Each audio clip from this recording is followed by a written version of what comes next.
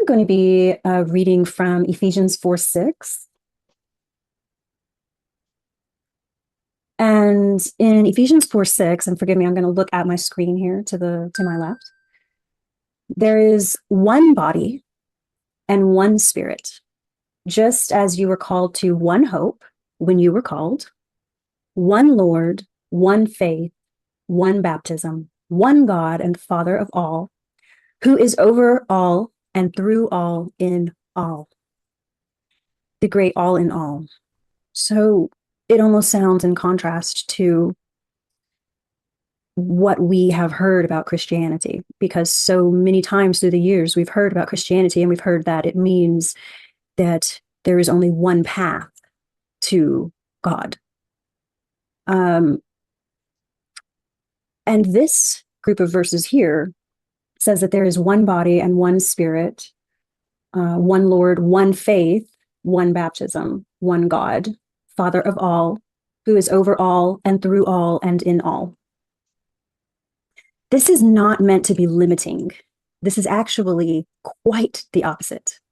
This is not speaking of a limitation for those who can access God through some specific singular path. It is saying that no matter how many different trillions of paths there may be, they all lead to one. And that one is Source. That one is our Creator. That one is often referred to the Father. But that can be limiting. But we will just hold that. So let's go a little bit further. Let's go into Acts 17:28. And so it reads, "For in him we live and move and have our being, as certain also of your own poets have said, for we are all his offspring." So this is, again, speaking of the all in all.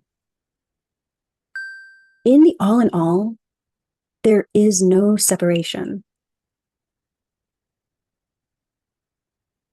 There is perceived separation.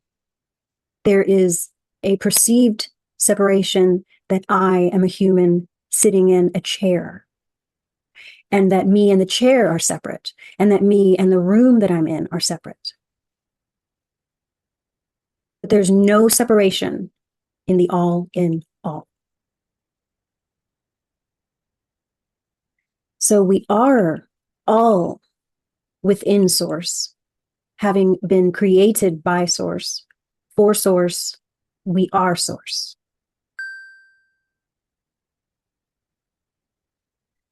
So there is no separation from me and the chair or the space, and most of the things that we see visually are simply holograms.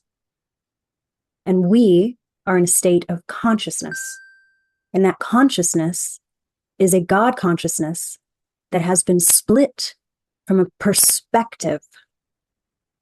Let me explain that. Let me break that down. I'm thinking of the flower of life.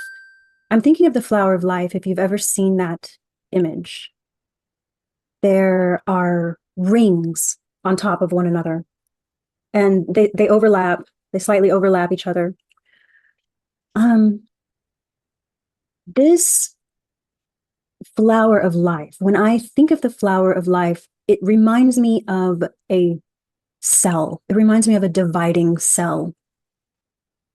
And if I were to reverse that dividing cell, and so say that I have a flower of life that's made of trillions or millions and trillions of cells, or you could see it as just a few cells. But that this group of cells makes up Source, and Source created all of this group of cells, and everything that this group of cells has created within themselves. And so as you begin to picture this demonstration of everything that has ever existed, beginning in one cell, and that cell having been sourced through source on the basis of an intentional thought, then this original cell would represent Christ. And this original cell would be made from that pure love, unconditional love, light substance. Okay. And this is not how everyone will see it. Some people will see this differently. Some people have explained things similar to this in different ways. This is how I have received what Christ is. That Christ is the original light being of a sort of matter that was created from source with the intention of creating being. And that being is the fullness of God in a being. And that being is not so much a being as it is a wavelength consciousness. That first resonant thought of intentional creation that came from source in love is Christ.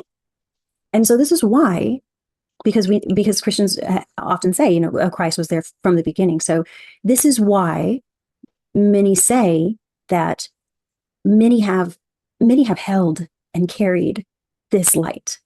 So it's not just Jesus, because Christ was even before Jesus. And Jesus, whose true name, as we know it and understand right now, was Yeshua.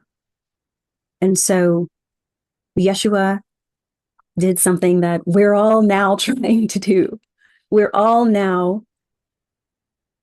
surrendering our vessels to the light.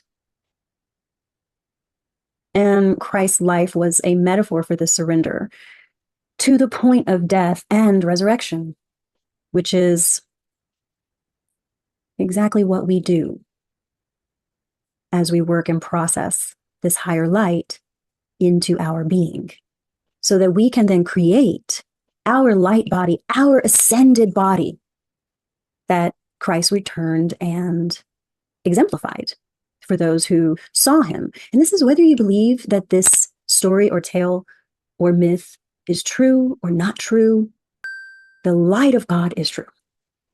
And the story of Yeshua has been told in various ways. And you'll hear some people say, well, this story was told in this other religion that came before, and this other culture, and this other. And it makes me think, yes, isn't that amazing? How important the story is, that it keeps coming through again and again for us to receive. What a gift. What a gift.